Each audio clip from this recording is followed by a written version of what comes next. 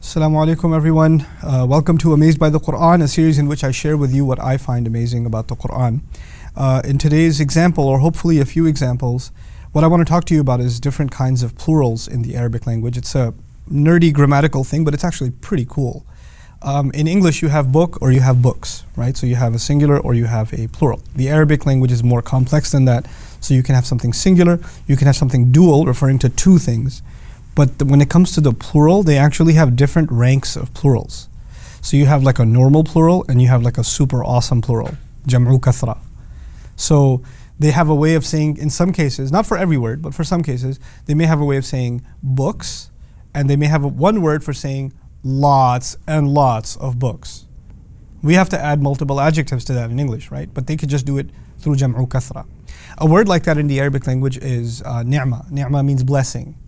And one of its plurals is just a regular plural, an'um, and actually you could even consider it a weaker plural.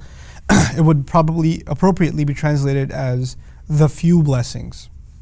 So I'm saying the few in English, an'um, but that's actually embedded in the meaning of the word in the Arabic language.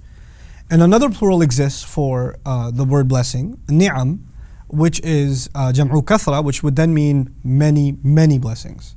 So an'um is a few blessings and ni'am is many, many blessings. You don't have to keep up with the Arabic for the purpose of this example. Just the idea that some plurals are weak and some plurals are strong. The tragedy again of translation is that when these two words, the plurals occur once each in the Qur'an, and they're translated as blessings, right? So one time Allah used the weaker and the other time Allah used the stronger, and yet both times the translation says blessings. It actually doesn't distinguish between the stronger plural and the weaker plural, right? So I wanted to highlight to you, when did Allah use the stronger plural and when did Allah use the weaker plural, because I wanted to highlight how precise, how laser precise the language of the Qur'an is, how much it takes into consideration context and what's being said and what the perfect fit for that particular context will be. Allah talks about Himself. And He says, وَأَسْبَغَ عَلَيْكُمْ نِعَمَهُ ظَاهِرَةً وَبَاطِنًا. He unleashed onto you His blessings. Now in this context, because it is Allah who is unleashing blessings, and then He adds ظَاهِرَةً وَبَاطِنًا, which means the ones you can see and the ones you cannot see. He's basically talking about countless blessings. So you guessed it, He used the powerful plural, نِعَمَهُ. But when He talked about Ibrahim alayhi salam, He said, شَاكِرًا لِأَنْعُمِهِ. Ibrahim alayhi salam used to be grateful for Allah's blessings. But ironically, he used an'umihi, the weaker plural, which would actually be translated the few blessings.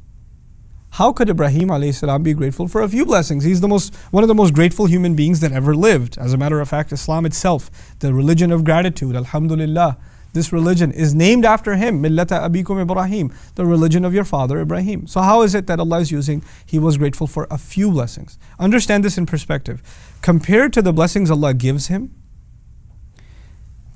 compare that with the blessings he's actually able to be grateful for throughout his entire life of gratitude. As grateful as he was with respect to us, in contrast with all the other countless blessings, those still amount to a few. If a human being was grateful their entire life, you can't look back actually from the Qur'an's perspective and say they were grateful for lots of blessings. You can only say they were only grateful for a few blessings. And actually being able to be grateful for a few blessings is a huge accomplishment in the Qur'an. It's not actually an insult, it's a compliment. Why? Because Allah Himself says, وَإِن تَعُدُّوا نِعْمَةَ اللَّهِ لَا تُحْصُوهَا. Look at the remarkable statement. He says, if you were to try to fully account for one blessing of Allah, you wouldn't be able to fully encompass it. You cannot fully grasp one blessing. That's what He says to all of humanity. You cannot encompass one blessing. Ibrahim alayhi salam is able to be grateful for a few blessings. This is actually a compliment to Ibrahim alayhi salam. And so the contrast between the more and the few is actually highlighting a very beautiful thing. No human being can ever say in this life, if Ibrahim can't say alayhi salam that he was grateful for so many blessings, no human being will ever be able to say that I'm grateful enough.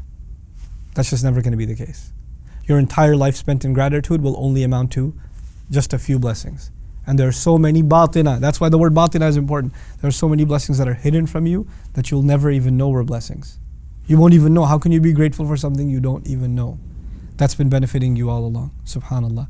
May Allah Azza wa Jal make us a nation of gratitude, make us a nation of that can be on that legacy of Ibrahim alayhi salam of being grateful, and may Allah Azza wa Jal overlook our ingratitude. Barakallahu li wa lakum. Wassalamu alaikum wa rahmatullahi wa barakatuh.